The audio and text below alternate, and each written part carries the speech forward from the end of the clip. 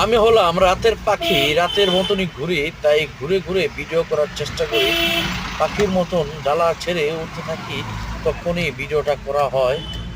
তাই আমার কাছে খুবই ভালো লাগে রাত্রের দৃশ্যগুলো, রাত্রের চিত্রগুলো, তাই তুলে ধরার ঠিক চেষ্টা আছে, করি। কালকে ভিডিও বানাবো। আপনাদের কাছে কিরকম লাগে জানি না, এই ভিডিও দেখে ভালো কি কয়? লাগতেও পারে, নাও লাগতে পারে। এই সেখান ভিডিও দেখে কি থেকেই কয় এগুলো আপনাদের যে থেকে ঢুকতে? তাই শিক্ষা, ঢুকমু, রাত্রের পুরো অনেক রাস্তায় সুন্দর ভিডিও করবো, সুন্দর কোনো সমস্যা চিত্রগুলো নেই। তুলে ধরার চেষ্টা করি। গাড়ি চালাই, তার ফাঁকে ভিডিওটা করা হয়।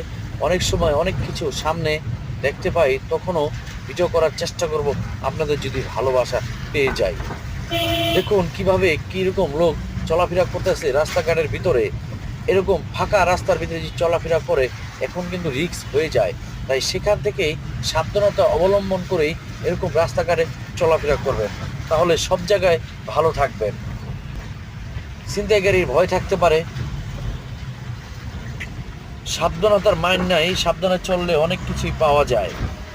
যদি চলতে যান, চলার পথে অনেক লোকজনের সাথে দেখা করতে পারবেন। তো সেই হিসাব করেই রাস্তাঘাটে বেরোনোর সময় ঠান্ডা মাথায় চলাফেরা করবেন। ডাইনে বামে খেয়াল করেই রাস্তাঘাটে চলা ভালো। সেখান থেকে আমি বলছি, ভালোভাবে চলুন। রাস্তাঘাট অবলম্বন, চিপা চাপা রাস্তাতে যারা চলাফেরা করুন, সাবধানে চলাফেরা করুন, তাহলে ভালো চলতে পারবেন।